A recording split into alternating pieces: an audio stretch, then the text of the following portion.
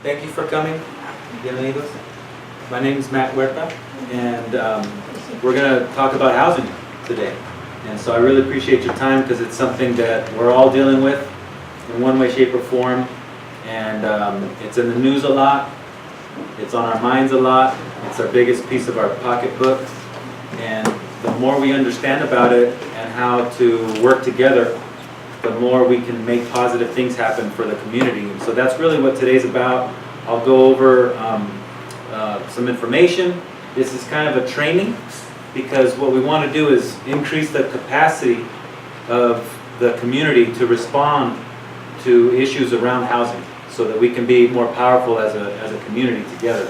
Okay, and I'm really, so I want to thank the Alisal Family Resource Center, Carissa Purnell, and others who made this opportunity happen. I also want to mention my co-partner here, who we're working together on this initiative.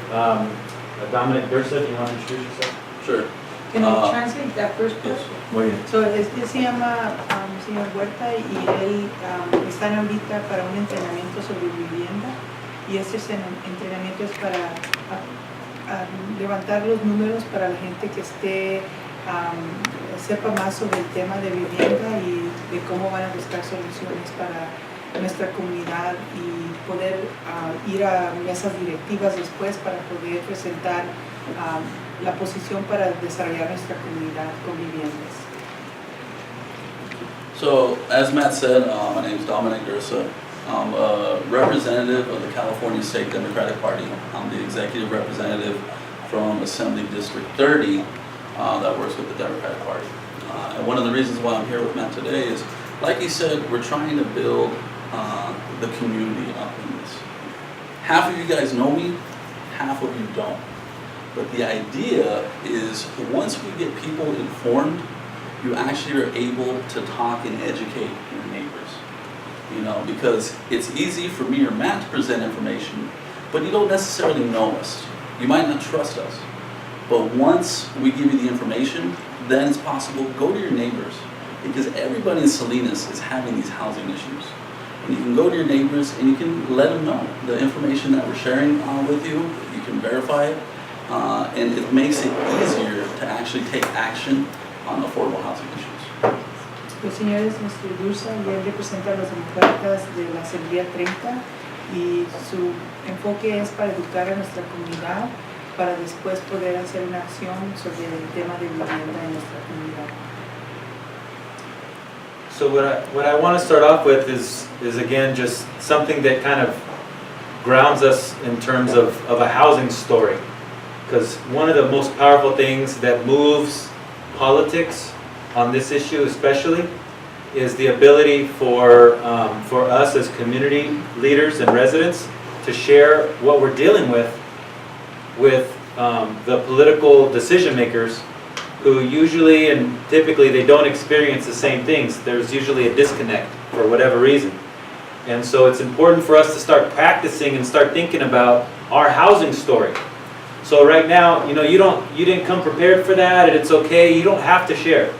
But what I'm going to ask at least maybe two people I'm going to go and then Dominic's going to go with a housing story. Okay, and it's just, you know, we can talk for hours about what's really going on, but I just want to share a little bit. I'll model for you, and then Dominic will go. Okay, so my housing. Oh, si quieres. So, una de las primeras cosas que queremos desarrollar es la historia de vivienda para cada uno de nosotros y poder decirlo esto en una conversación con alguien, especialmente porque muchos de los políticos tienen una desconexión con nuestra comunidad y no saben las historias. So, lo que van a hacer ahorita es cada uno va a hablar sobre su historia de vivienda y así darnos un ejemplo de cómo nosotros podemos dar nuestra historia del tema de vivienda y cómo nos afecta a nosotros. Thank you. And actually, so even before I get into the housing story, maybe we do just a quick introduction for everybody so that we know who's in the room, because this is a small room. So let's you know, get to know each other a little bit. So again, you just met us. If you want to start, Ana, because thank you so much for doing the translation for us tonight. So my name is Ana Barrera. I'm a teacher at Everett Alvarez High School. I've been teaching here in Salinas for 10 years, and I don't have a home. I pay rent, so I'm a renter, and I pay about $1,475 a month, and I know my rent's about to go up. So every year I'm left with the question about, whether or not, Salinas is the place for me, because housing is not something that's available and affordable to me. As a single mom, it's pretty hard, and putting kids through college, so this is what your teachers are facing. So, soy una maestra, yo aquí en Salinas he sido maestra aquí por 10 años en la Hebra Álvarez, y soy mamá soltera. Ahorita no tengo casa propia, rento, mi renta es $1,475 y cada mes mi renta se está yendo para arriba. So, hasta hoy en día no puedo yo verme aquí en Salinas estableciéndome, porque todavía esa posibilidad es imposible, porque no puedo yo comprar las casas que están en esta área. So Ana already did her housing story, which is great. So thank you for that. So we can, if you want, we can continue with that as part of the introduction. Yes. Or if you just want to say who you are and why you're here. Okay? So digan quiénes son y por qué están aquí.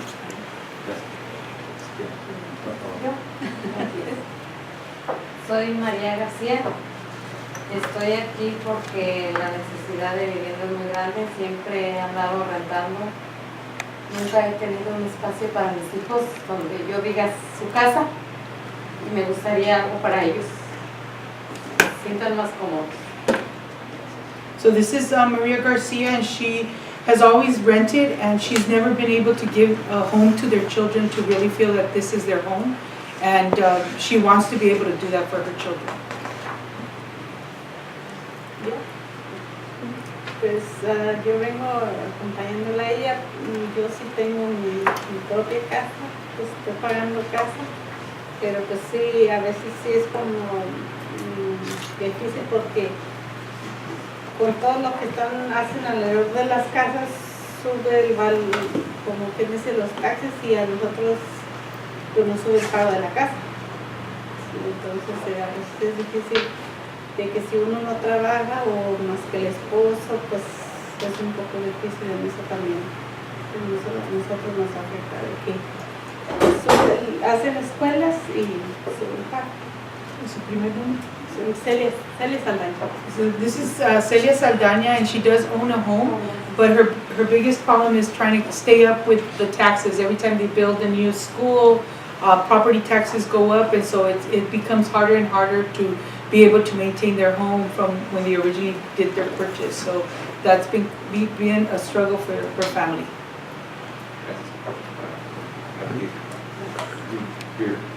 Whose kids? ¿Quieres compartir tu cosa? Why are you? ¿Ese es tu nombre? Nombre nomás. Tu nombre. Y edad. ¿Nombre? ¿Cuántos años tienes? Daisy? Thank you, Daisy. How old are you? 9. Thank you for coming.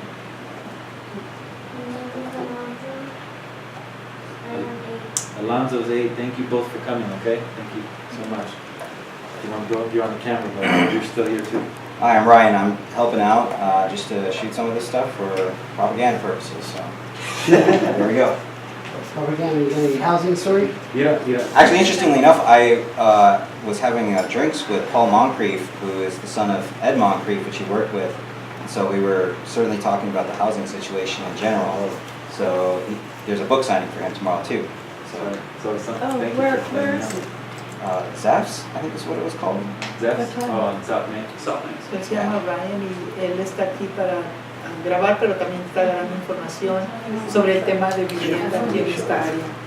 She's nice. Nice, and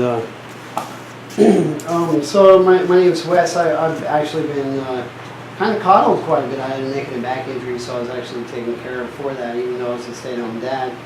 The last time I really paid rent was back in the 90s, when it was $250 for a room out of 3 rooms, and it was a college town, and tuition was $2,500 or $2,200, and I got a Stafford loan of $5,500, and that was supposed to last me the whole semester plus summer.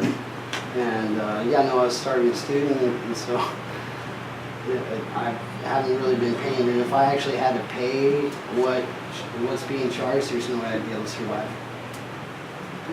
Sharon. Él es juez y la última vez que él pagó vivienda fue en 1990 y era $250. Él ahorita no tiene vivienda, pero si tuviera que pagar, no pudiera él alcanzar para poder pagar. Es parte de, es parte de la comunidad homeless aquí en Salinas. And I have a YouTube channel, so unfortunately, hopefully for you it's fun, but that's what's on our channel. Y es un canal que él tiene donde promueve los temas de la comunidad que es homeless en Salinas. I'll put it back on this event. Photographer, enthusiast, homeless.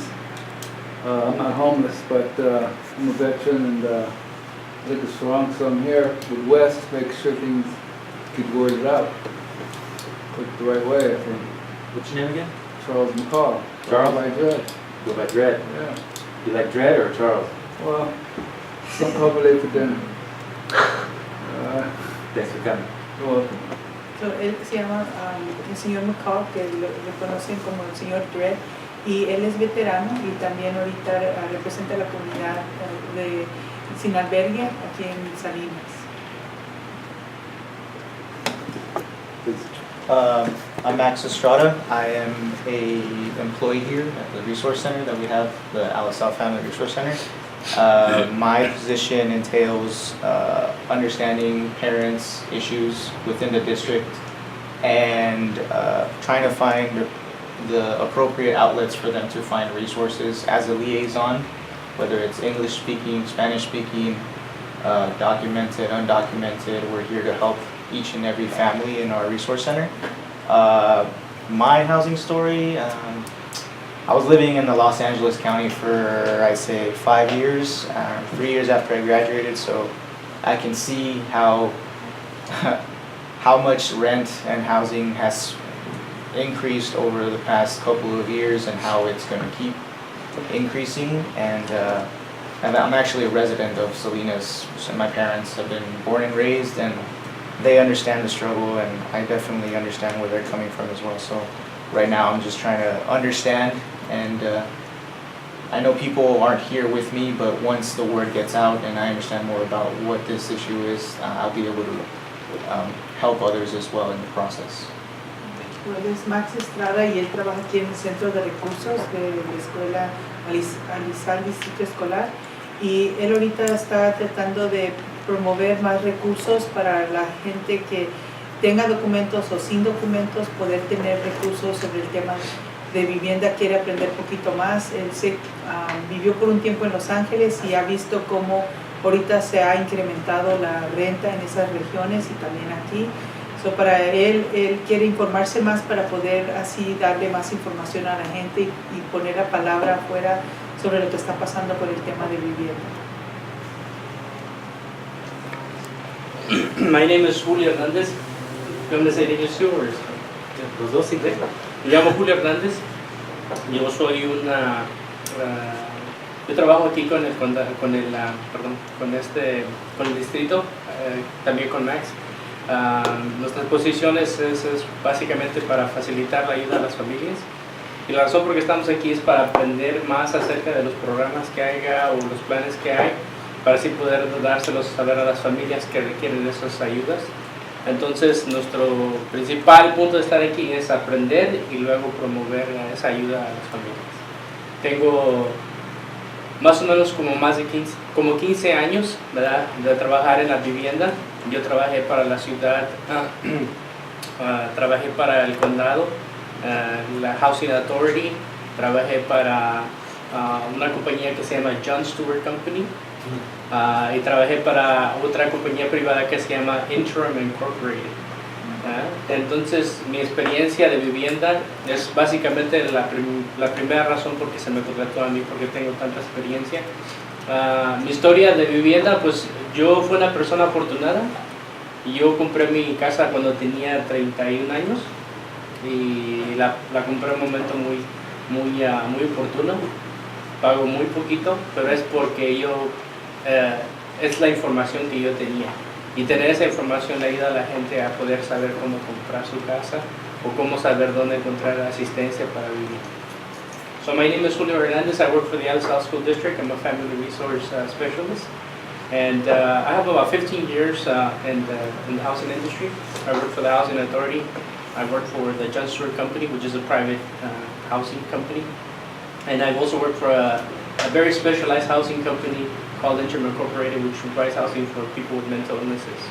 I worked there for about 10 years. So from then on, I started to work at this, and that's one of the main reasons why I was hired for this position, because I specialize in a lot of that. I had so much experience for that. My personal experience, I was able to purchase my house when I was 31 years old, and I was able to do that because of the resources that were available to me.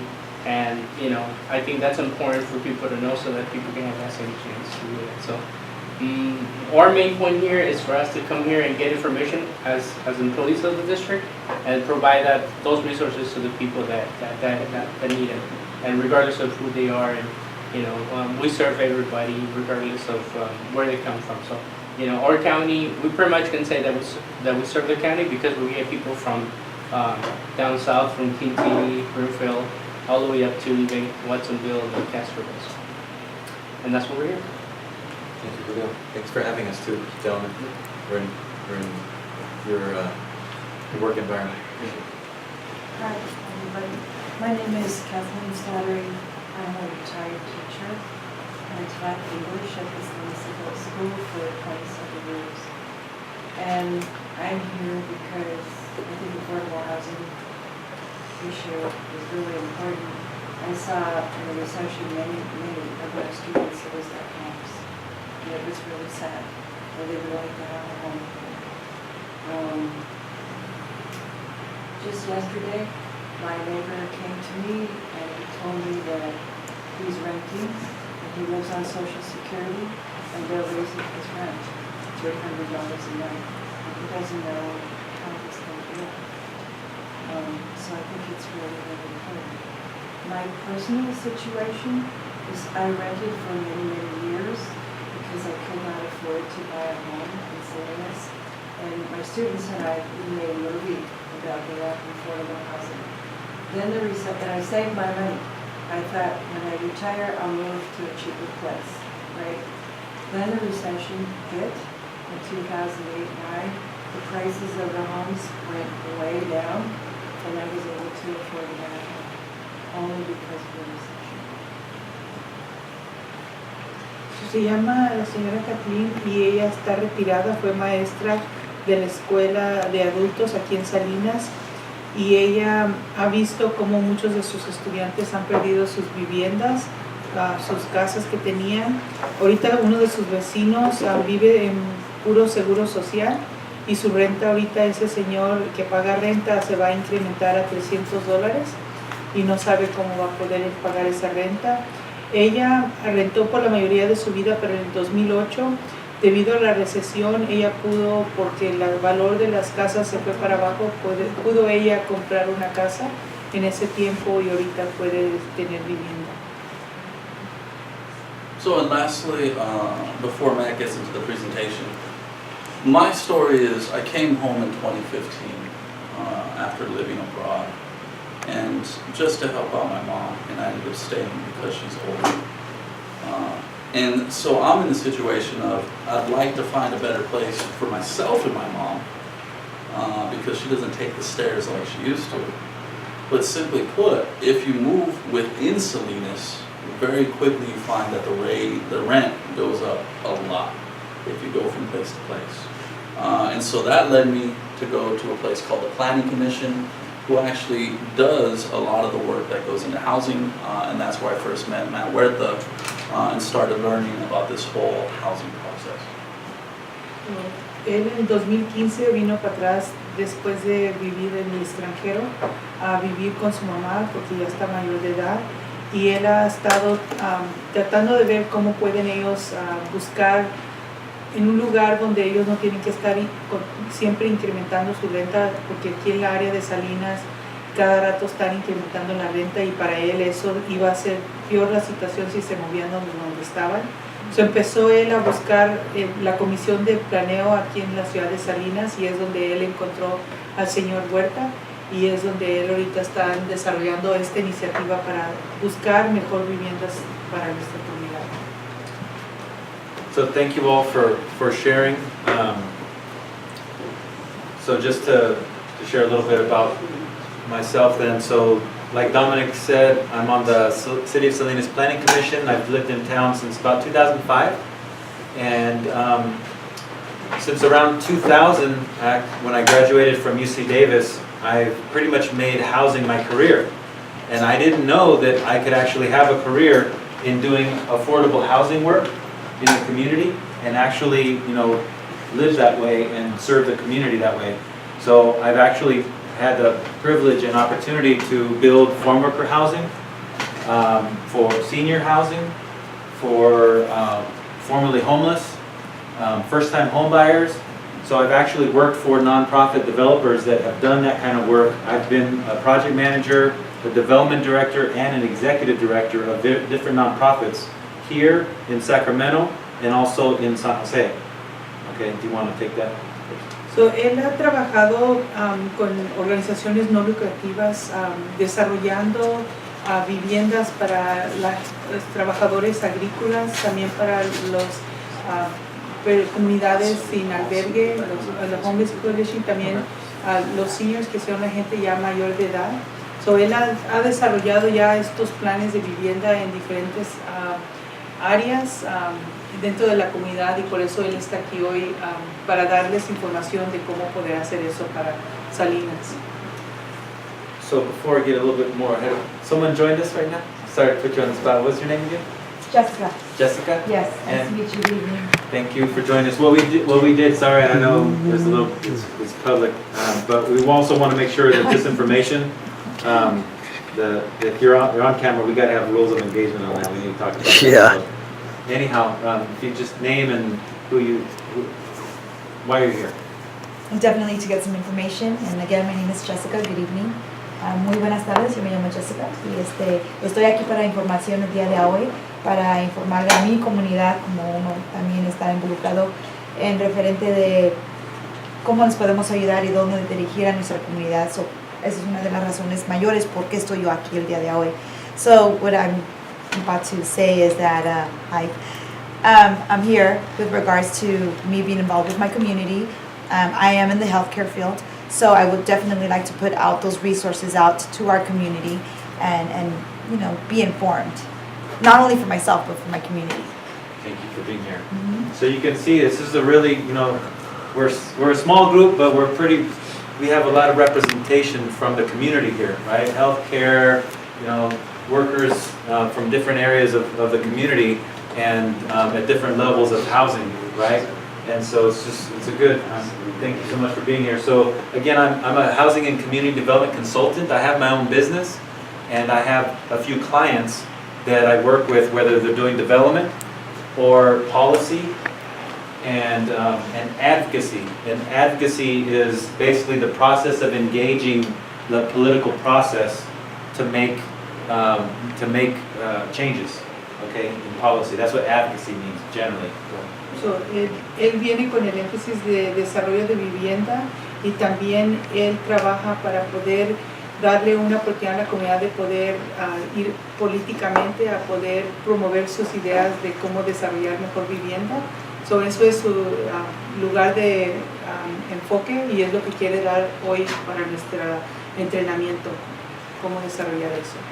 Okay, and so we're going to go through a presentation, but it's still going to be a discussion as well, right? I mean, this is a small group, so we're going to engage as we get through, go through. If you have questions, let me know, and then we'll decide whether we engage in that or whether we wait till the end, okay? But the Monterey Bay Economic Partnership is a new organization, okay, that's been around for maybe almost 3 years now. And it's an organization that is one of my clients. So they have a housing initiative because what they're interested in doing is actually working regionally. It's one of the few organizations that actually works in Monterey, Santa Cruz, and San Benito counties with all the major employers and the city and the governments to try to work on the biggest issues affecting the region.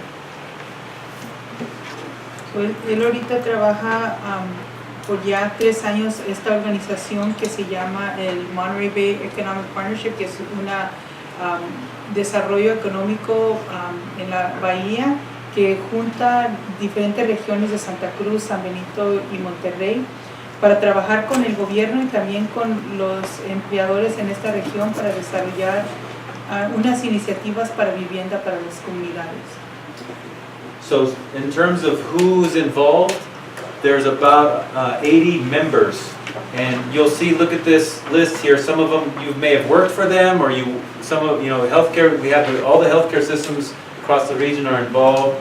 We have UC Santa Cruz, CSUMB is involved, all the major agricultural employers, several others, major contractors, again, city, there's Eden Housing, that's a builder, Barry Swenson Builders, Wells Fargo, so you can see those are the folks that are involved, and a lot of the decision making that happens across the region involves many of these employers. So, estos son más de 70 organizaciones que están trabajando en esta región. Si puede ver muchas de estas organizaciones representan negocios locales, sistemas educativos locales que están trabajando con esta organización ahorita. And so about 2 years ago, when they asked all those major employers, what's your top 2 or 3 issues? Everybody said, you know what, housing is pretty much my #1 issue because my employees can't afford to live here. I can't afford to recruit people to come work for me. And then people that are currently working for them are struggling paycheck to paycheck because of the housing prices, either for rent or even for home ownership, are increasing so much. So, cuando hace 2 años hicieron una encuesta y de ahí los empleadores dijeron que el problema más grande es vivienda. No pueden agarrar empleados para venir a estos condados porque no pueden alcanzar el pago de la vivienda, y también los que están trabajando dentro de estos condados viven por cheque para poder pagar la vivienda. So, para ellos esto ha sido un tema que ellos tienen que ahora enfocarse. So it's so big, where are you going to start? So what we did was we worked on coming up with a strategy. And there's 3 different things that Monterey Bay Economic Partnership does and that I'm helping to implement for them. So there's 3 things. One is we work on advocacy. We help make sure that housing policies and projects move forward so that we have more of a supply of housing. Okay? We're going to talk more about that and give you more details, but that's one area is advocacy. Una de las áreas que ellos están estrategiando es para poder mover adelante el tema de vivienda y poder poner póliza y proyectos adelante, creando lo que estamos haciendo ahorita con este entrenamiento de educarnos más sobre el tema de vivienda y poder después hacerlo en arenas como de políticas para los gobiernos cuando ellos estén desarrollando esos planes. The second strategy is that in order to create affordable housing, you need a lot of money. And so some nonprofits that are really good at developing housing, you mentioned a few, you've worked for several of them, like you've heard of Chispa, right? Here in town, there's lots of really high quality homes that Chispa has done, both rental and for sale. But they need funding to make that happen. So we created a new funding source to help more projects happen. And we raised over $11 million from a lot of those major employers and the city governments to actually do more projects. So, ellos han trabajado con organizaciones no lucrativas para recoger fondos y desarrollaron lo que es el Monterey Bay Housing Trust, y de allí han podido acumular 11 millones para poder hacer esos planes de desarrollar esta región con viviendas. And the third strategy that you've actually heard a lot about has to do with employer-sponsored housing. That's when some of the major employers will actually step up and use some of their own money to create housing for their employees. Raise your hand if you heard of Tanamir and Antle. The Spreckles Crossing, right? That's up to 800 beds. And then recently there was another one, Casa Boronda, that just got approved a couple weeks ago, right? That's in the county, and it's right by Salinas, and that's for 600 beds. So those are just examples, right? There's other employers that are trying to do similar things. There's school districts that are talking about doing housing, but those are examples. So the other strategy is to try to do more of that. So I work with some of those major employers so that they can figure out strategies to do more of their own housing. She's going to translate and then I'll answer your question. So, otro proceso de esta estrategia es que los empleadores desarrollen las viviendas como lo hicieron en Spreckles y en Tanamura. La organización hizo 80 camas para poder vivir en vivienda, 800 units, 800 beds. o 800 camas, y en otro programa que hicieron eran 600 camas que hicieron para los empleados de esas compañías agrícolas. Is the employer-sponsored housing for permanent people, permanent employees, or for H-2A temporary employees? So she's asking, is the housing that the employers are doing temporary housing, like for H-2A workers that come for just temporary, or are they permanent? And so we want to support housing that is more permanent, but we'll take what we can get, because any kind of, and this is the thing that we need to understand, any kind of housing, whether it's temporary or permanent, is better than nothing. Right? We want to support all, and that's part of our overall strategy, is we need more housing at all levels. So out of this partnership, Tanamura created those 800 houses? So it was one of those, so Casa Baronda is more of the work that we were doing. We helped that one. But so think about in terms of the TNA is a good model. Oh no, but I just want you to clarify. Did this partnership create what happened with Tanamura? No. Okay. We helped it along, but we didn't have very much of a role in it. They were doing, but now we're having a role. We want to say that's a good model, and so we want others to follow that. Because I would question that because of what that came out of Tanamura and the politics of that. Right. And so that's my Exactly. concern is that this is what this organization is developing. That's probably why I just in my bag. Right. So let's talk about that. What the good, so a model means that it can change depending. Sometimes it fits, sometimes it doesn't. Yeah. So let's talk about what what fits and what doesn't. So For this, the next one.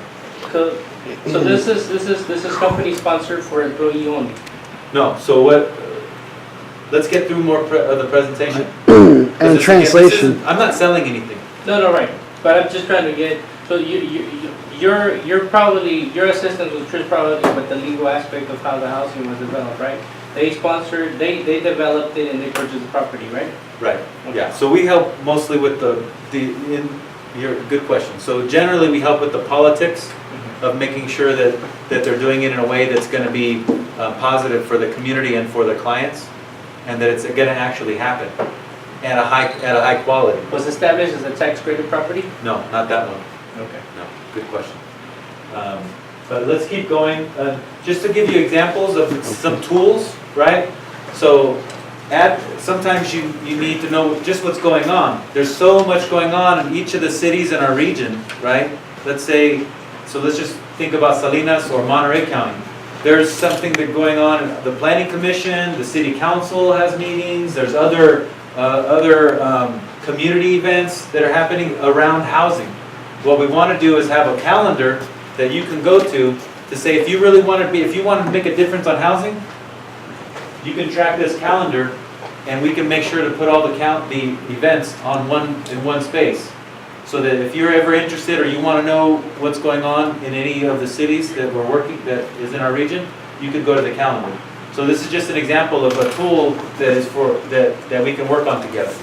So una de las herramientas que están usando es hacer un calendario como el que está aquí arriba, donde contribuyen cualquier evento que esté desarrollando la ciudad, el concilio o eventos comunitarios que sean sobre el tema de vivienda.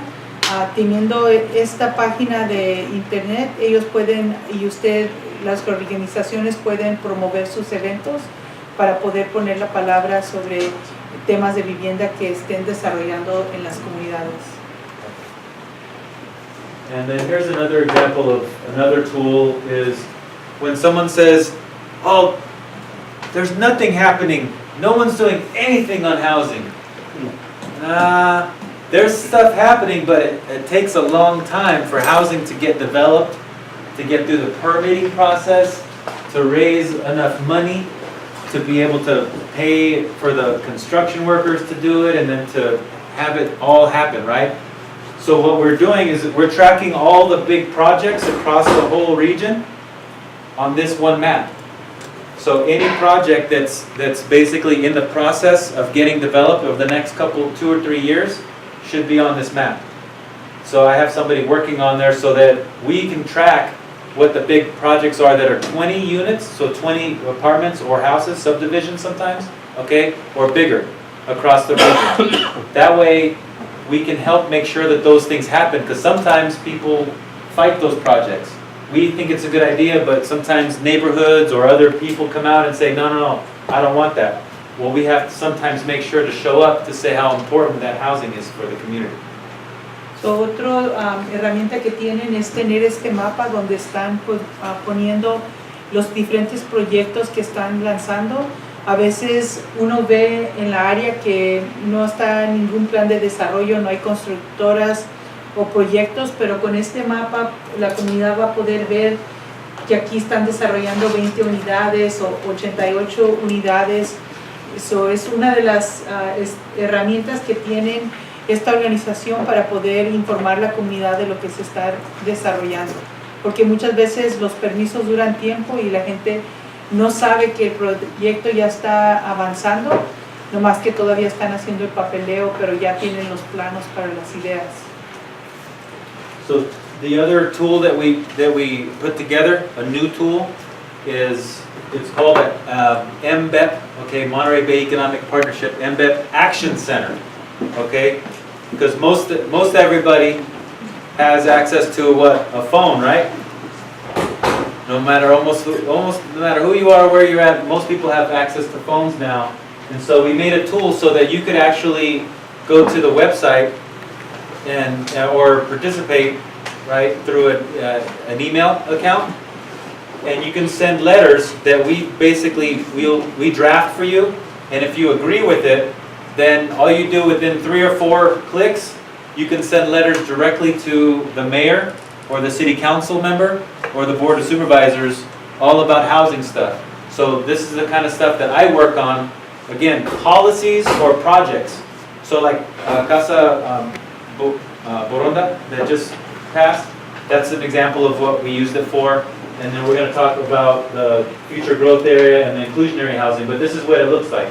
Okay, so I put in the information over here, and then if you agree with it, you can actually tweak some of it too and put your own words in there, and then those letters go directly to the elected officials. Okay, I know it's a lot. So, él ha desarrollado una página de internet donde pueden hacer campañas para iniciativas como lo que hicieron en las viviendas de Boronda. En esta página uno puede mandar correo electrónico a los alcaldes, supervisores, al concilio, lenguaje de lo que va a estar en la iniciativa, de lo que están apoyando. Él lo imprime allí y ya usted nomás pone su nombre que usted está firmando que está en acuerdo, y ya ese mensaje se le manda al alcalde informando que usted está apoyando esta iniciativa. So, es una manera para hacer una campaña ya con los desarrollos de los planes que quieran hacer los diferentes proyectos en la comunidad. So, con un celular puede usted mandar algo al alcalde que ellos ya imprimieron las palabras para que usted mande. So if you see this map here, this is northern Salinas, and this large area here is called the future growth area. And the reason why I wanted to see meetings like this is because when we talk about this future growth area, We're talking about thousands of homes that are going to be built. But the issue is who can afford to live there? We're only 1 hour away from San Jose, one of the most expensive places to live in the country. Me as a substitute teacher, chances are I can't afford to live in most of that area when it gets built. One of the issues we have is when are the rules going to be made on how affordable that housing is? When are the rules going to be made on when the prices are set for these houses? A lot of times, it's not months in advance. Because we're talking about so many homes, it could be years in advance. And so what that means is we need to be organized years in advance in order to say, well, if you want teachers, if you want medical professionals, if you want parents, we need to talk years in advance about what these homes are going to cost. So, en este mapa, esta es la región al norte de Salinas, donde va a haber más desarrollo de vivienda. Aquí vas a ver más de 10,000. más de 10,000 viviendas. Y en esta local uno tiene que ya desarrollar cuánto se van a vender las casas, y esos planes vienen años en adelanto. So, ahorita queremos organizar la planificación de cómo van a ser las reglas para este desarrollo de viviendas en esta región. Is it possible to make a rule that the new housing will be for the people who live here rather than people commuting from San Jose? Because people live there desperately. So she wants to know if it's possible to create rules that restrict the housing to be available only to the people that live here in the community. Go ahead. Or you want to try? So, la pregunta que ella está haciendo es si es posible poner restricciones de que estas viviendas serían solo para la gente que vive dentro de Salinas, para que así como digamos otras regiones como San José no estén comprando acá en esta área y luego yéndose para otras regiones. So the answer is that yes, kind of. But it's complicated because there's fair housing rules that require you to when you have either rental or homeownership opportunities, they have to be available to everybody. However, a lot of times it's how it's marketed. If you don't know about the opportunity, then do you really have access to it? So a lot of times the way things are come on the market and the way they're marketed, because by the time you hear about it, a lot of times it's already sold or it's fully rented up.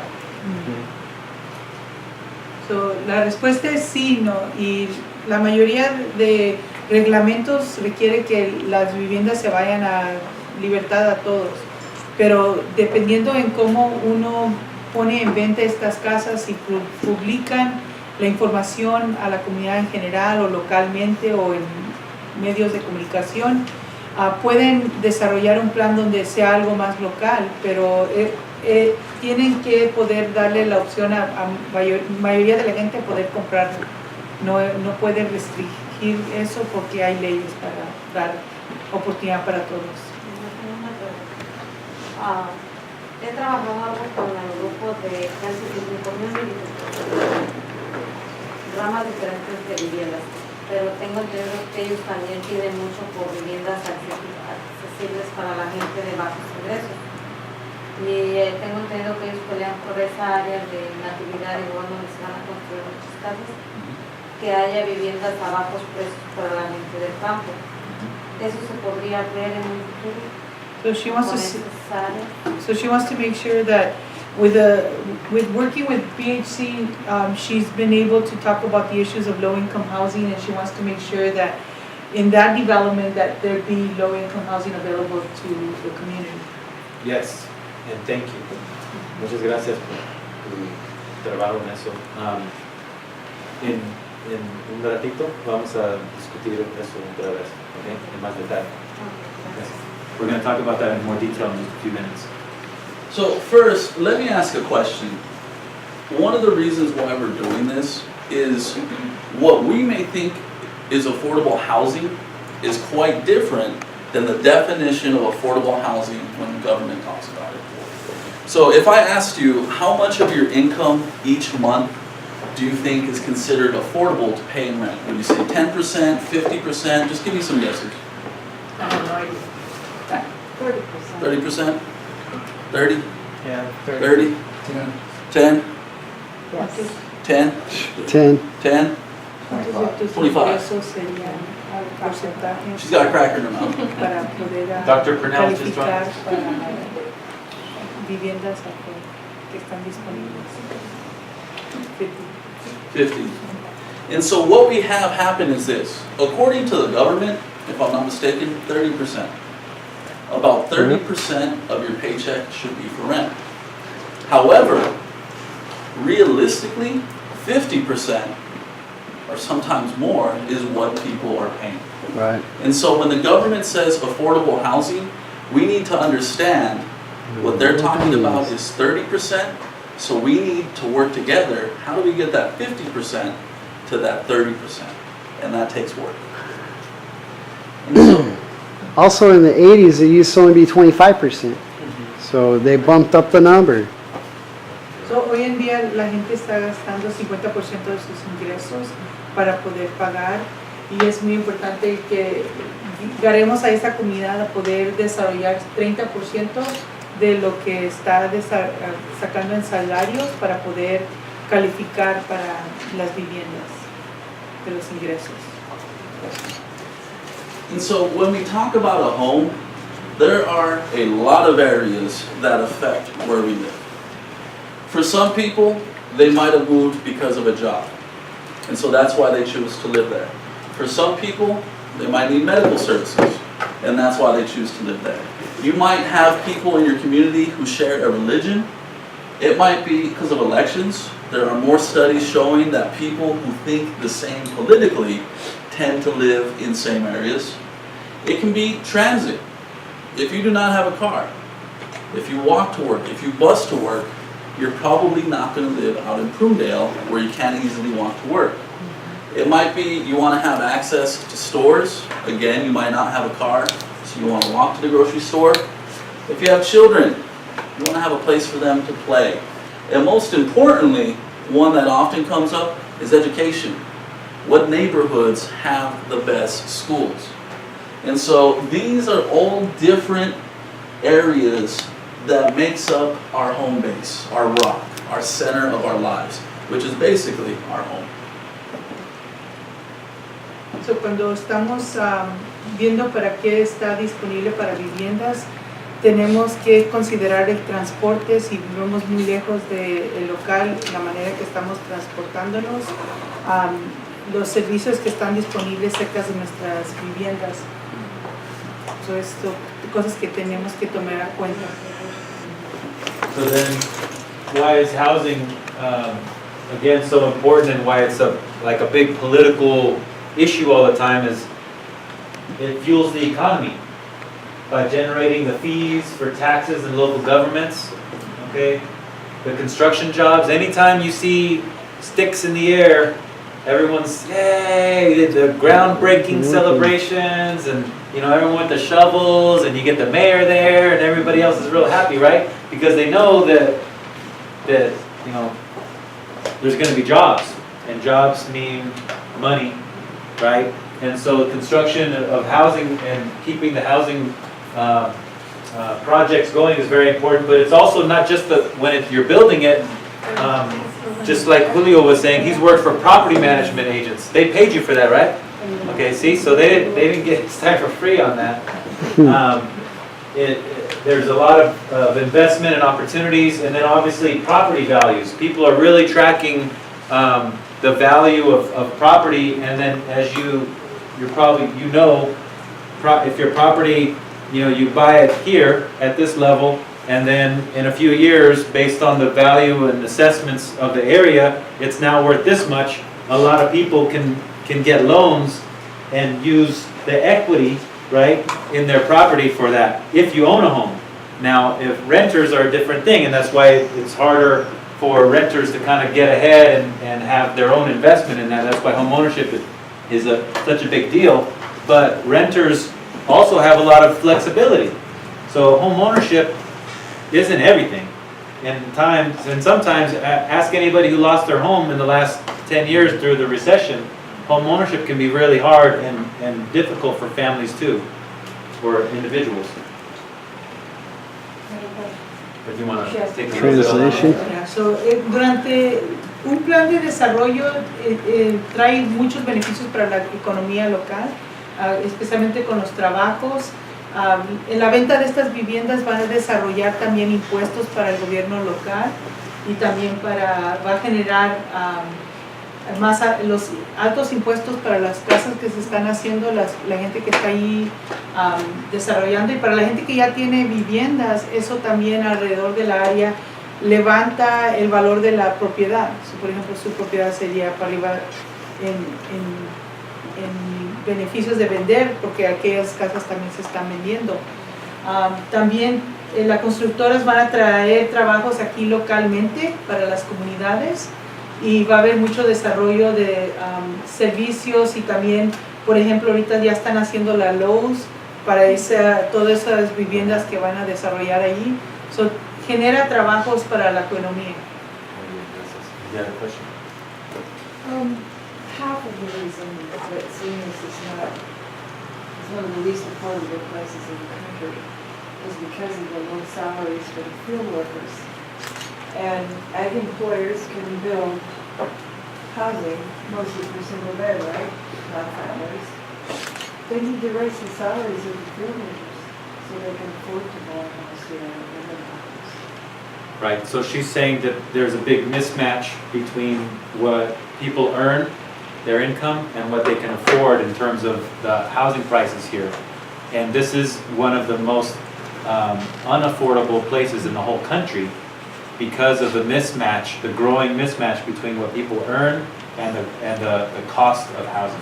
Especially field workers. And we have some slides for you on that, especially for farm workers. Lo que ella está poniendo enfrente es de que aquí, como es una región agrícola, los campesinos no ganan bastante para poder generar los ingresos necesarios para tener las viviendas que aquí en esta área cuestan demasiado, y por eso en esta región hay un problema de que lo que gana la gente y lo que se está vendiendo las propiedades, hay una desconexión allí en esta región. Y ella está diciendo como levantar los sueldos, salarios para la comunidad. So how, we want to, again, we're trying to provide some more background on the housing situation, right?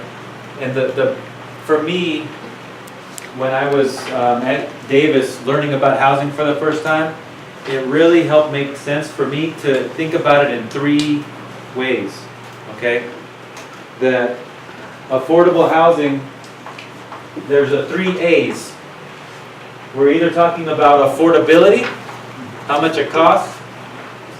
We're talking about adequacy in terms of does the housing meet our needs for our family, for me, is it adequate, the quality of it? And then availability is it even available? Is there an opportunity to even rent there or to purchase it? Okay, so these are just the 3 ways to think about any kind of housing policy or project. There's 3 things going on: the affordability, the adequacy, or the availability. So hay 3 maneras en que uno puede ver el tema de vivienda, y para él eran las 3 A's. So la primera, yo lo puse como no lo puedo comprar, como affordability, como si es algo que yo puedo mantener a esa cantidad. La otra es es algo adecuado para su familia, para lo que uno está generando de ingresos y la cantidad de miembros de familia. La otra es availability, que es como si está disponible. Disponibilidad para poder tener acceso a ello. So we're going to talk about affordability for a few minutes, okay? Because that's kind of the one that usually is it's the easiest, maybe not easiest, but it's the one that's in our face the most, right? Because it gives us the most coraje, because it's something we have to deal with all the time. So actually, Dominic mentioned it earlier, the federal standard for whether or not something is affordable is if it's 30% of your income, okay? If you pay more than that, then you have a housing cost burden, okay? That's this thing down here. If you pay, you have a moderate cost burden, so it's 30 to 50% of your gross income. If you pay more than 50%, then you have an extreme cost burden. And actually in California, a majority of Californians have an extreme cost burden. So, en el nivel federal es considerable 30% de sus ingresos, es la cantidad que usted puede tener disponible para poder mantener una vivienda. Si está gastando más de 31 a 50% de sus ingresos, entonces usted tiene adquirido como una más grande carga, que es moderable, pero si está pagando 50% de sus ingresos, entonces es algo extremo de lo que usted está pudiendo mantener para obtener vivienda. Salinas, do you know what those numbers look like? So we have a slide for that. Thank you for that. So we will look at that in a minute.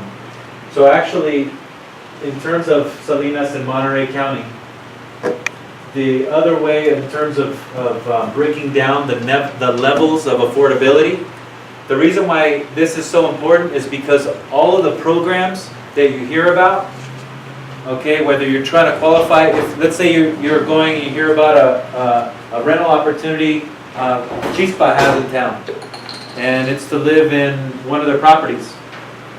Each of those units, each of those properties are going to have requirements that fit with one of these categories. So, si Chispa está ahorita teniendo viviendas, ellos tienen requisitos que van con estas numeraciones que tiene acá arriba. And all of their homes are at least at the highest. They're here, 80% AMI. Okay, and Julio worked for the housing authority. Julio, where are they at in here? Right here, right? Yeah. There's nothing that the housing authority has that is going to be affordable at a higher level. Okay, so basically what we did was we said, okay, look, the median, this is the median income. So what they did is they got all the incomes. How many people live in Monterey County? There's like what, 240,000? So you take 485? what's that? Like 480. 485,000. Sorry. So you get everybody's incomes, you line them up, and you pick the middle one. That's what median income means. Okay? That's not fair.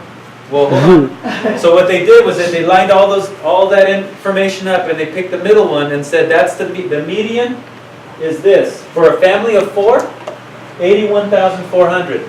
Okay? That seems like a lot of money, right? But remember, it's taking everybody that lives not only in Salinas, but Carmel, That's a problem. and Pacific Grove, and King City, and Pájaro, everywhere in between. Okay? But this is the number. And in San Jose, that number is over 100,000. But if you know people in San Jose, not everybody earns that much, right?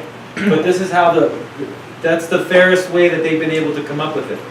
So, en esta región es como todo el condado, los ingresos medianos vienen siendo 81,000, pero estás viendo a las comunidades ya desde King City, Soledad, pero también incorporan lo que gana la gente en Carmel, en Monterrey. Como estamos viendo la gente más rica de la nación y la gente más pobre, y entonces puchan los números más para arriba, empujan los números más para arriba. So what we try to do is we try to create opportunities so that we can create housing at this level here that's affordable to people earning around here. So most of the Chispa housing are restricted to about this level. Okay? So, por eso ellos desarrollaron estos números que son más para ver los ingresos más bajos y extremadamente más bajos. So, para Chispa vienen generando 40. Yo apenas hace 2 semanas, Chispa, con $1,000 que me pasé de income, dijeron no calificas para el apartamento. Agarran los taxes de todo el año, de mi esposo y mío, sí, pero no se fijan en cuánto nos quita el gobierno. El gobierno de mi cheque de 600 me quita 150. Entonces, ¿qué me va quedando a mí? So they, Ganamos 41,000 y por ganar 41,000 me dijeron ya no tienes el apartamento. she made 41,000 and they didn't even consider how much they take out of her paycheck, generating $600 a week, and out of that they take out 125, and so the numbers over 1,000 she didn't qualify for Chispa. And they never will. They never will. Lo que tiene que tener cuidado cuando aplica esas es que también las cosas que puedes deducir, las cosas que no. Siempre se van a basar en tu ingreso bruto, pero hay cosas, por ejemplo, lo que he notado mucho es que muchos de nosotros pagamos por babysitting, pero pagamos cash. Pero eso no me lo tomaron en cuenta. Si te lo deben de tomar. Eso lo puso en sus ingresos, o sea, al fin del año los taxis, Sí. porque se lo cuentan, se lo tienen Quedó, que descontar. porque tiene el programa de MAOP. Tengo la copia de cada año, me dan mi número, todo eso va ahí. Pero de todas maneras, le digo, Chispa se fue a los ingresos de año. Entre mi esposo y yo hicimos 41,000 por año los dos. Y por 1,000 me dijeron, ya no tienes tu apartamento. Te pasaste de los ingresos que... Siento que estás Ajá. escribiendo eso. I'll tell you though that from my experience, the Chispa and other nonprofits, they're trying to qualify you for the unit. Yeah. Les están tratando de ayudar, pero hay requisitos que necesitan seguir, Y ¿verdad? muchas parejas que viven ahí, la esposa mejor no trabaja, cuidan 4 o 5 niños para agarrar un dinero extra y poder estar viviendo ahí. Entonces también es como que para decir, yo me quedo a cuidar niños que a lo mejor no voy a cuidar bien o qué sé yo, ¿verdad? Mejor prefiero trabajar, pero pues le digo, a veces uno tiene sus... Usted lo está haciendo del modo que debe de ser. Ellos no. Siento que en tu caso, pero so what we're trying to do here is just at least understand what the levels are, because the policies are they all fit here in the programs. Again. So it's important for us to understand how they work, and this is why we're going to go back to. Go one more, please. Okay. So Matt, who decides about the median income, and why don't we just look at Salinas rather than the whole region? We'll talk about. Why are we so different? right. So just generally, the federal government. It comes from the federal government, and this process has been around for like 40 years now. So it's going to be hard to. It's going to be hard to change how that works. So when we talk about change, this is the battleground. This is where we fight. And the reason why this is where we fight is because I can't fire an agricultural company owner. The person who owns Taylor Farms, I can't fire him.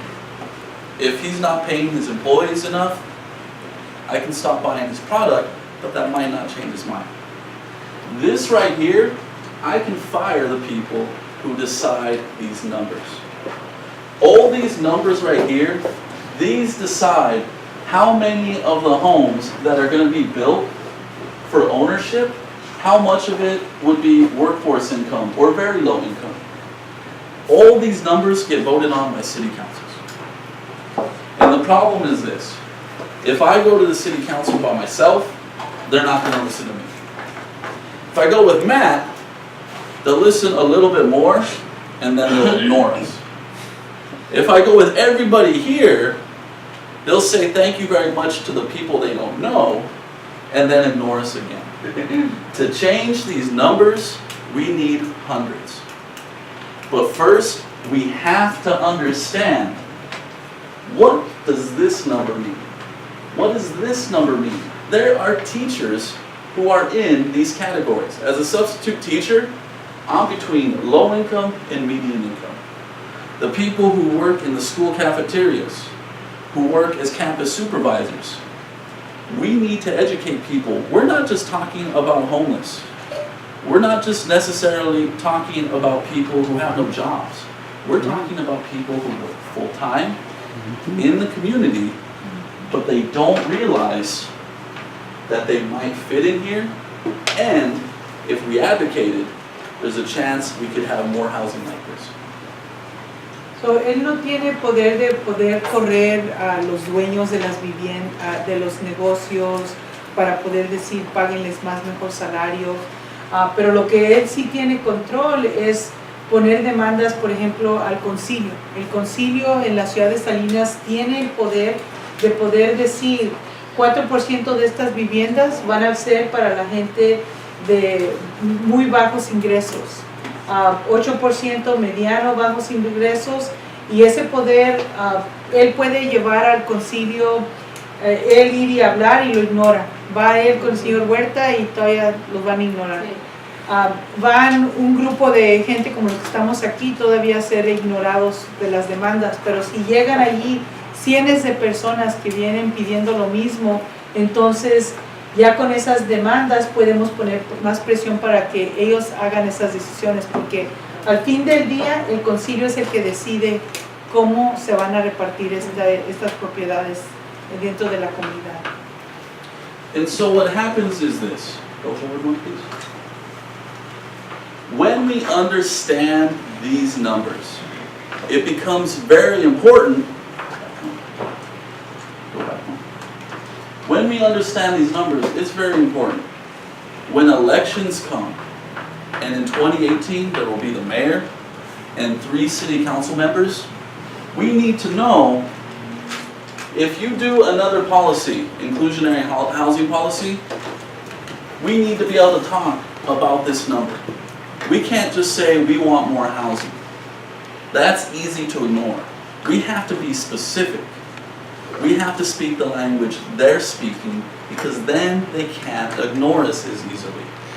It means if you see a council member, you have to ask them, this 4% of very low income rental ownership, I think that's too low, and you have to give them a reason why. What's the difference between ownership, rental, and ownership? Right, so there's 3, and again, this is the Salinas Inclusionary Housing Ordinance. The idea for the Salinas Ordinance, okay, was it was around for like 15 years. They were going to update it. And so, or even let it, or say, you know what, we don't need it anymore. There were some people that said, we don't need it anymore. We'll let the market do what it's going to do. The whole idea for this was say, no, we need to make sure that, you know, that there's opportunities in the new growth area over here for people at the low, for people that earn all of these areas, right? And so that's what this fight was about, was for the future growth area, was this policy. This is the heart of the policy. And so there's when they build new homes, there's going to build new apartments. These are the rules. If they're going to build ownership, houses to sell, here's the rules. If they're going to do a mix, because sometimes you put rentals right next to, you know, they have a subdivision, and they build houses right next to rentals, then that's the rules. And so, and these are the income levels, just like Dominic was saying, that they're going to serve. These are the percentages. So it's complicated, but if we were to sit down and go through it, now that you see the percentages some more, the more you see it, the easier it is to understand, and then the more powerful you become as an advocate, because you understand how this works. The part in the middle, very low income, not required, so people can't, with those incomes, can't own a home? So that's correct. So for ownership, we said that the prices of these the new homes here, there's going to be 15%, and they're going to be open to people earning 100 to 160% of the median. So it's not, you're right, that's a good point. It's not as affordable as it used to be. The old rule actually allowed pretty much everybody hit this level. But because the prices of the homes are so high, that was one of the things we negotiated. So that's one of the things that they probably won on, right, that they wanted, but we actually got a little bit more here, okay, in this policy. Who makes sure they actually do that? The city. This is their program, and the city is now going to require the new builders to meet these requirements. They have to prove it. So is that why you got more Kirk Bridge housing? Yes. Is that why? The Creek Bridge house? Yeah, because Creek Bridge keeps building and building, and Creek Bridge is not an affordable housing for most. Well, so they built, so the new apartments that are there by Those are medium. so the new ones that got built right across the street from Safeway? My friend's a manager there. So those are market rate, Yeah, right? yeah. So those don't have these restrictions. And so that's an example of they got through without this policy before this got updated. That's right. They got through it. Even though they're building now? So now going forward, because we passed this policy, now going forward, they all have to meet these requirements. Salinas does have a pretty good inclusionary ordinance. It can be better. If we were stronger as housing advocates, we could ask for a better, stronger policy. But we'll see the next time it gets updated. It gets updated every 3 to 5 years. Do you want to translate a little bit? Maybe So if you remember So, en estos números, este es un nuevo reglamento que ocurrió en el concilio a junio del 2017 y en ello dice requisitos de si hay desarrollo de viviendas y rentas de unidades, tienen que otorgar 4% para gente de bajos ingresos. Si están haciendo nomás casas, si ve allá, no hay requisitos de que tienen que hacer para gentes de bajos ingresos. Si están haciendo unidades de renta, entonces esas unidades deben de ser 8% para gentes de bajos ingresos, 4% para bajos ingresos. Eso es el reglamento nuevo que han puesto la ciudad de Salinas. Pero en ello todavía tenemos que hacer cambios y como ve, para poder ser dueños de una vivienda no pusieron gentes de muy bajos ingresos para poder desarrollar. Ahí es en la área donde queremos estar promoviendo para la comunidad. En otras palabras, lo que están haciendo de ellos es a la gente que tiene bajos ingresos, nada más va a haber posibilidad para rentar, pero no va a haber posibilidad para ser dueño. And so what I want to emphasize today is this is what we are trying to educate people on. This is confusing. It's hard to understand. But when you understand this, then we can look at when do we use this information. In 18 months, there will be an election. You can ask the people who are running what they think about this and what you want. Because in 5 years, when this is changed, the people we vote for in 18 months, they're going to decide what this looks like. And so like I said earlier, we have to work years before the housing is built so that we can afford to live there. So en unos pocos meses vamos a tener nuevas elecciones, 3 para el concilio y 1 para el alcalde.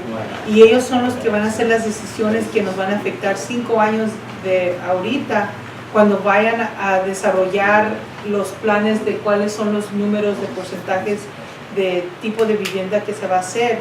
Es muy importante que podamos hacerles esas preguntas sobre qué es su visión para ellos en desarrollar un plan para el nuevo desarrollo acá en esta región, y hacerles preguntas para que allí usted esté luchando para la gente de más bajos ingresos, que tengan oportunidad de ser dueños y que hagan viviendas para esa comunidad. Y eso requiere que ahorita empecemos a hacer esas preguntas con las personas que van a estar corriendo en las siguientes elecciones. So we'll just go through a couple slides because we have a lot of information and you have it printed there if you want to get more into it. But just to illustrate, for home values here in Salinas, compared to the US, we're way high, right? But when you actually compare it to the average Californian home, we're actually a little bit more affordable. So, and the reason why it feels so much harder to afford things here is because of the lower incomes that we tend to have, okay? And that's borne out in this one here for home ownership. This is the one to understand. Only 15%, so 100 people, only 15 of them can afford to buy a house in Salinas. So de 100 personas, solo 15 pueden comprar una casa aquí en esta región. Versus 60% if you lived anywhere else.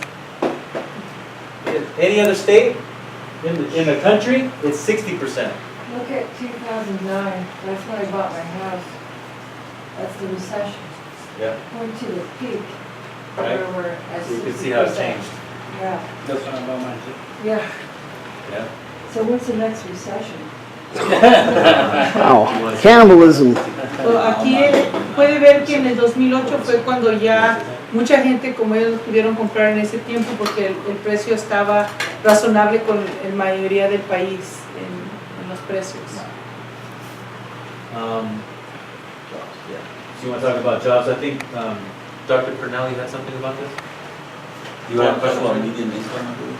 You You had a question. I know you weren't paying attention. Do you have a question about, earlier you had a question about incomes or housing? It was just in terms of like where Salinas families fall on like the extreme versus moderate. Like, Go on now. Right here. So here is an example of the how much it would be for affordable rent based on what your job is and based on what your income is.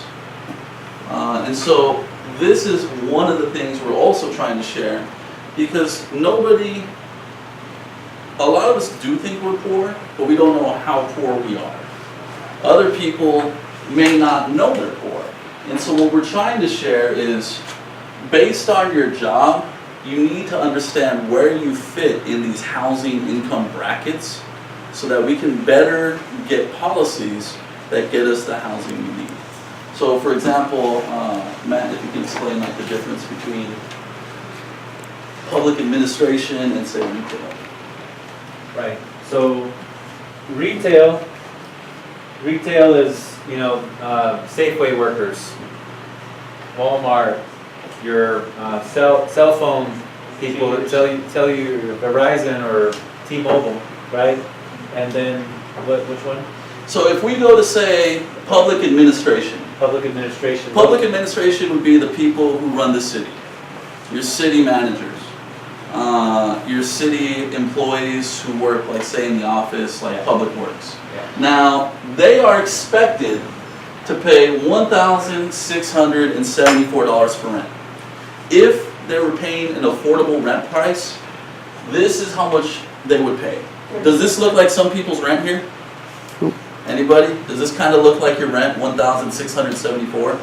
Well, if it's an affordable rent, this is how much the government says you should make a month. $5,580. I promise you, I don't make that. Myself, I work in education. I'm kind of about here in the 4,000 range. I'm very unique in terms of being substitutes. I'm expected to pay $1,200 to be affordable. If I want to find a home right now at 1 bedroom, I have to pay $1,500, which isn't bad, but a lot of people, if you're doing, say, working at Safeway, and you're expected to pay $800, you're probably paying $1,200 to $1,500 like me. ¿Y esos números son para una persona o una familia? So it's on average. So this first line up here says median market rate rental. So at any given time, if you were to look at what is available out there, chances are the rent's going to be about $2,100. Pretty much for a 2-bedroom, 2-bath, something like that. One bedroom right now is renting for $1,700. What's that? At Wow. least. For what? One bedroom. Yeah, so that's what I mean. So So one, I'm a single mom of 3, See? right? Teenager, 2 boys, and I'm expected to pay what, $2,200? right? It's crazy. So ahorita, como si ven sus números, si en lo azul es lo que la gente paga de renta. Y si tú estás pagando eso en renta, tendrías que generar lo que está en rojo, que serían tus ingresos. So, si una persona está pagando más de 1,600, eso requiere que para poder ser algo que sea razonable, uno debe de estar ganando 5,580. Si uno está ahorita generando, por ejemplo, abajo donde dice Retail Trade, donde está generando 2,600, una persona trabajando en la Safeway o en la Verizon, en las tiendas locales, deberían de solo pues, estar pagando 797. Pero eso no es la realidad. Ahorita la gente está pagando 1,600, pero no está generando ese tipo de ingreso. And so again, this is why I want to emphasize. When you know the numbers, you realize very quickly, this is why we need to know the numbers so that we can fight about the numbers that are in this box. If we don't know what the numbers are that go in here, it is that much more difficult to fight for affordable housing.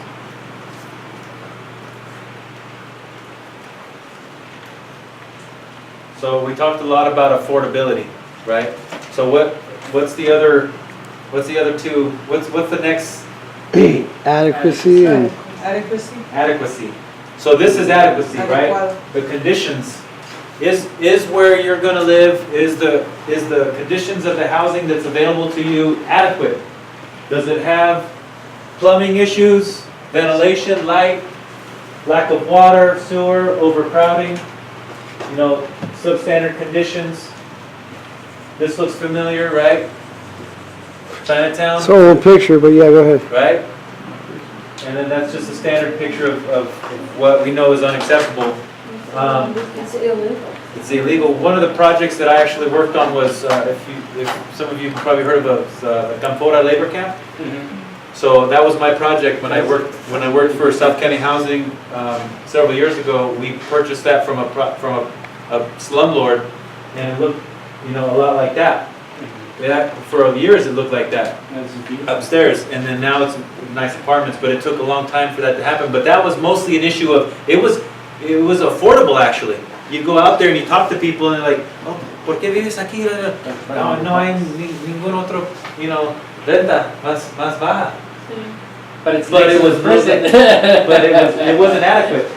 It was affordable, but it wasn't adequate. Eso no era adecuada. Sí pueden en Campora tener esos rentas, pero no era adecuada. Puede tener mala ventilación, agua, el drenaje no sirve.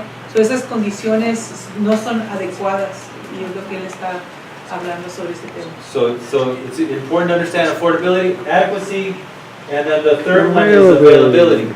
Okay? Si está disponible la propiedad.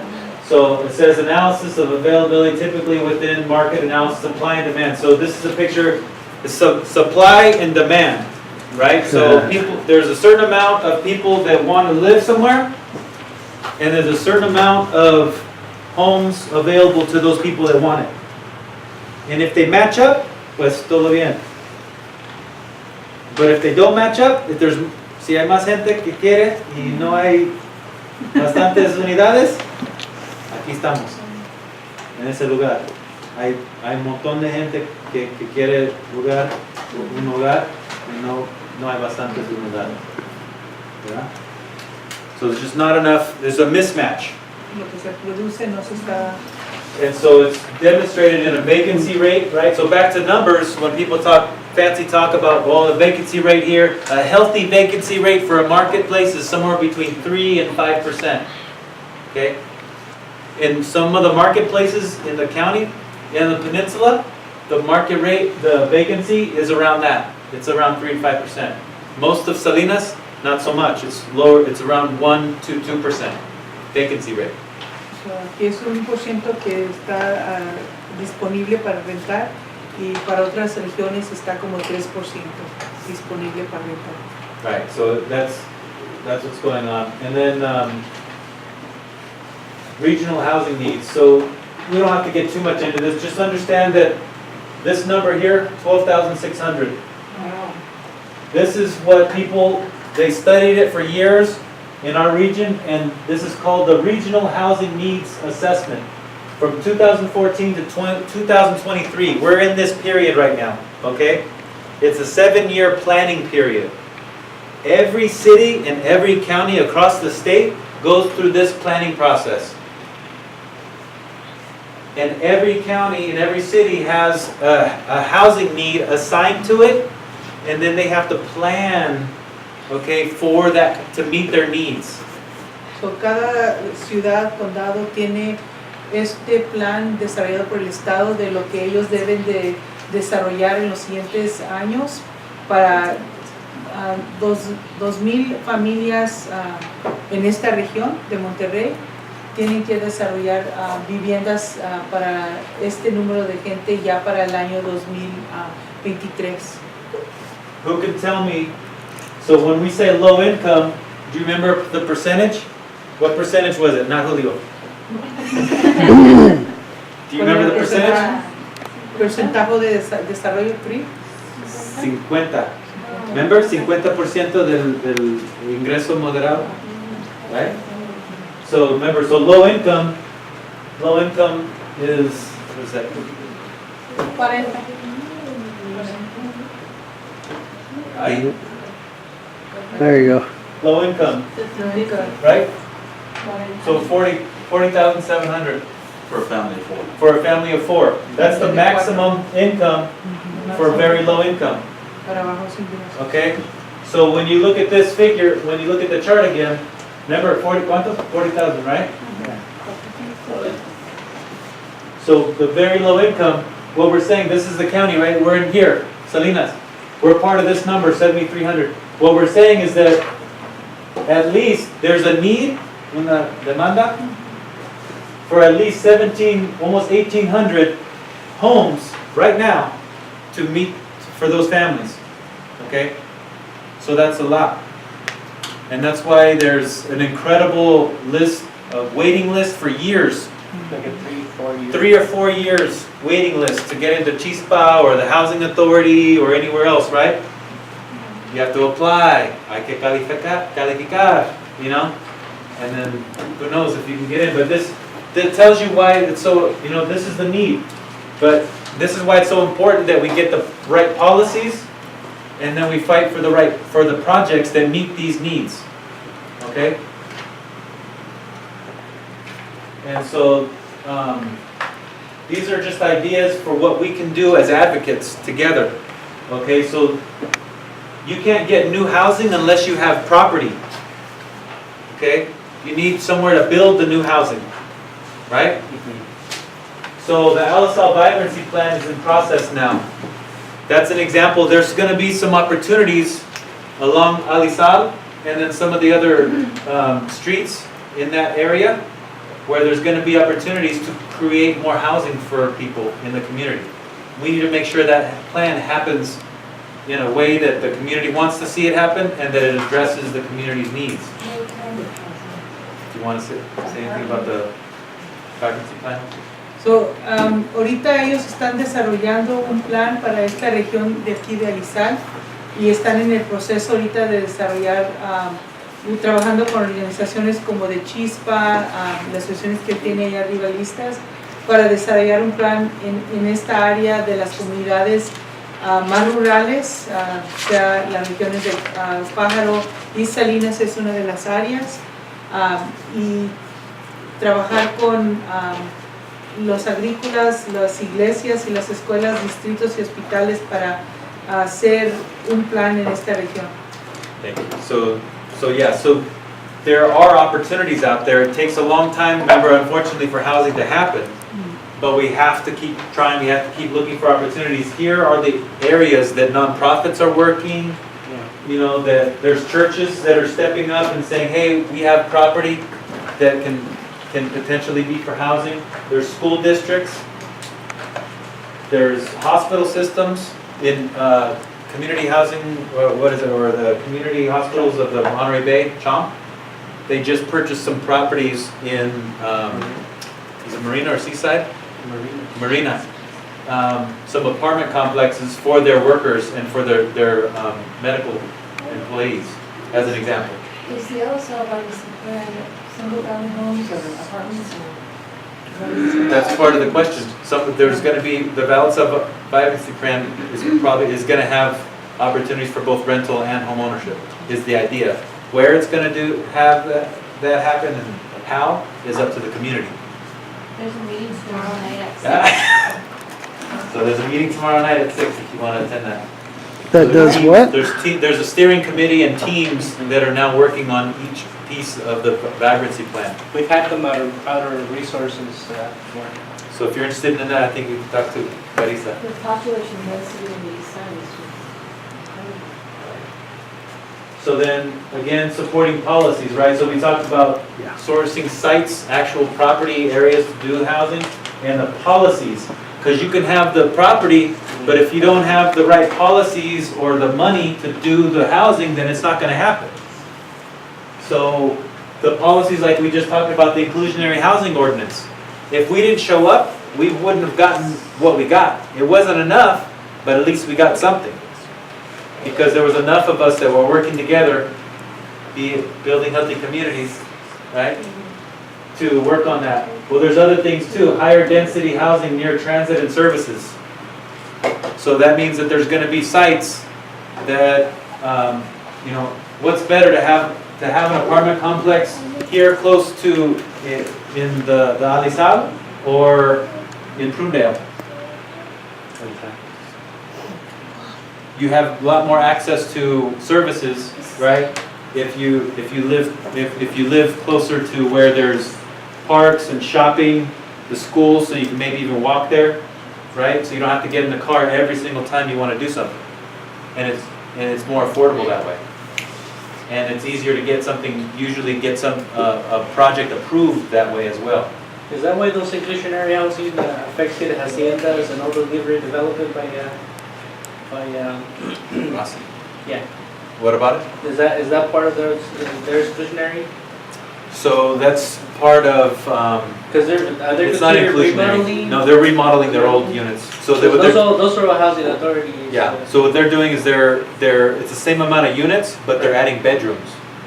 That goes to adequacy. Right, That's a good question.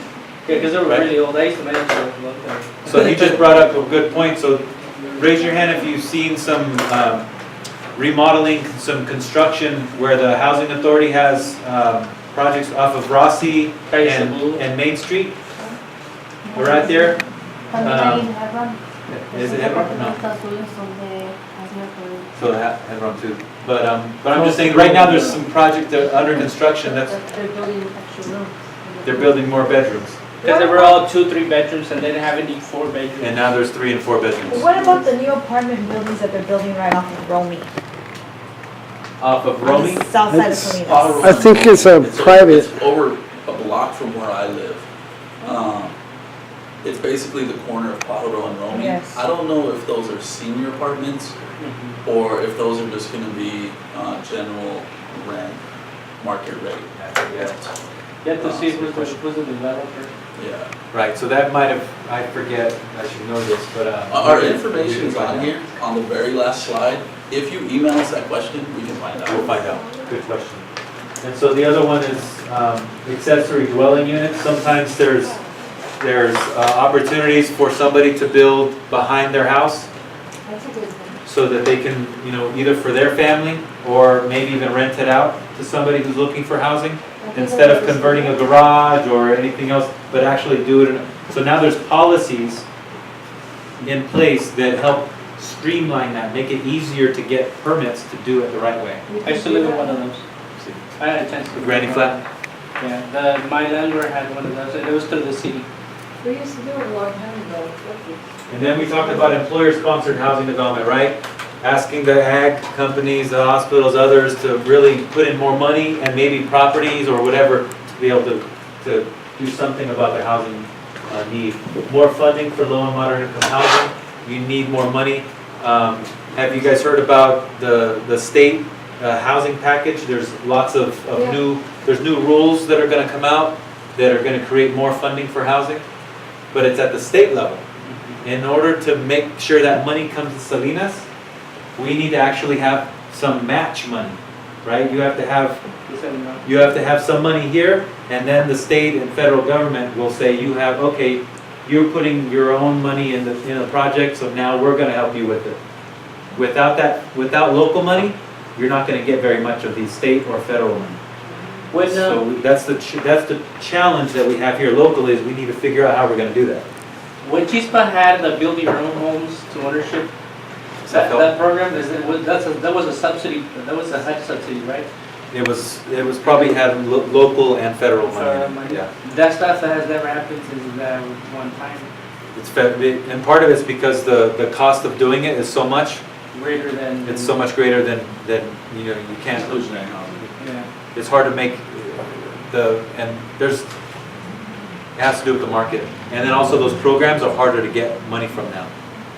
And O hay so, dinero que viene del Estado que la ciudad también tiene que contribuir mitad de la porción, so ellos tienen que trabajar en desarrollar esos números para poder compartir en el gasto con lo que viene del nivel estatal.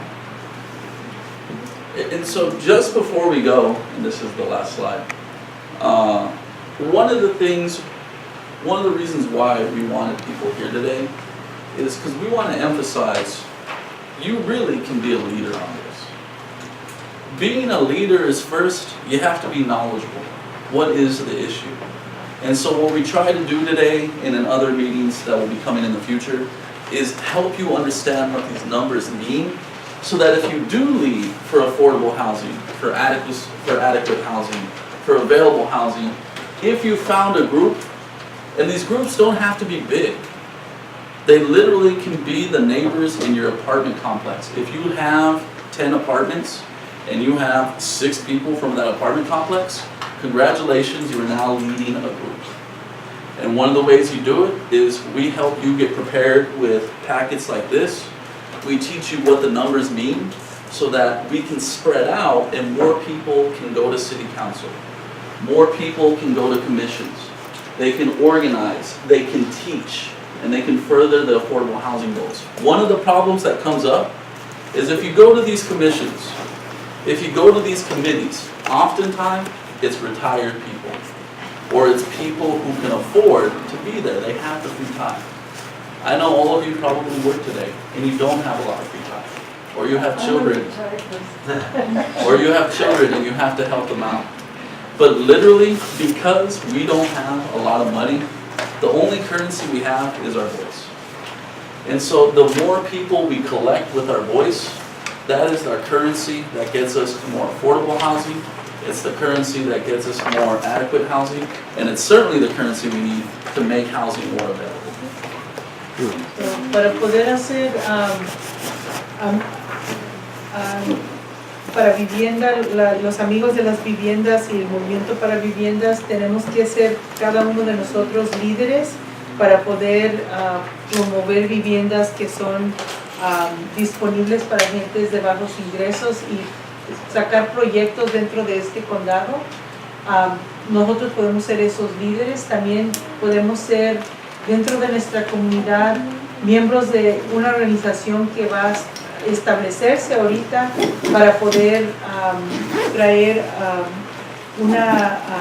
ser agentes para cambio para las viviendas y participar localmente en comisiones, comités y también en organizaciones locales para poder educar a la gente más sobre el tema de bajos ingresos y poder tener acceso a viviendas, poniendo esas ideas al frente para ser abogados, como para poder promover la idea de que no nomás sea para gente de altos ingresos, pero también las comunidades campesinas, agrícolas de esta área que necesitan las viviendas. So I want to thank you, and we'll close together. So we spent so much time together and we're all tired and hungry and other things. But if you could just say maybe one word that's on your mind after you've gotten this information, you've heard from other people. I'll go first. You know, my word is grateful. I'm very grateful for your time today and sharing. So. I thought it was interesting all the, I mean, it's a long term, it's a future kind of thing, but it's good that this information is coming out now, so that people that need it and that should participate in it. So he's interesting. That's more than one word, but it's good. Good job, Julio. I'd say it's hopeful. Hopeful? It's knowledgeable. It's a good thing. I like to know. All right, informative. Sure. I still have a lot of questions. There you go. questions is a good answer. Definitely an understanding before the actual question. So, how much was the state budget with regards to the housing sector? So we're gonna, How much was- afterwards, how about me, let's spend a couple Questions. minutes after, and then I'd love to meet with you after, and then another time too. Sounds good? Sounds good. All right. Complex. Complex, Just one There. word. one word. I don't know if we can keep it on one word. If I could say one You word. just you said could it. say one word. It's complex. Sad?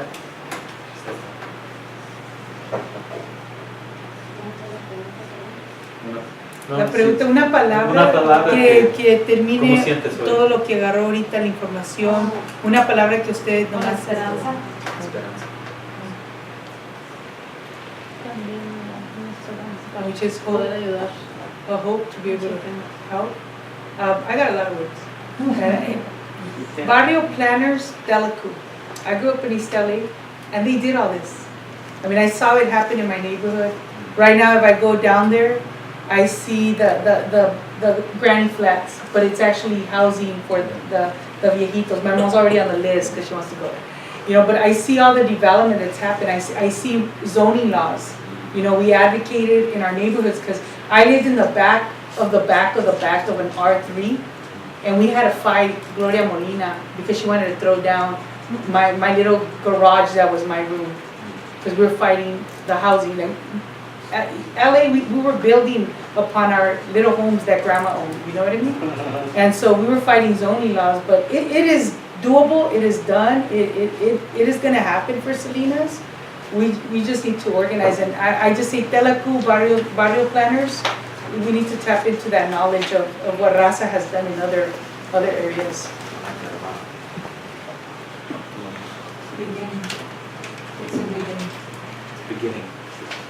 I received it about the Alisal. Where is the meeting? What time is the meeting? That'd be a good place to do it. Carissa has the information for you. I encourage you to connect after this. I'll simply say ready. He's ready. Ready. He's ready. So again, I want to thank you. So we're gonna close.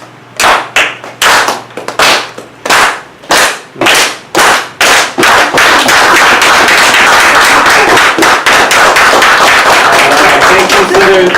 So we have some water and there's still pan dulce, so take some, please. Okay. Thank you. We have your contact information, so we'll be in touch. And if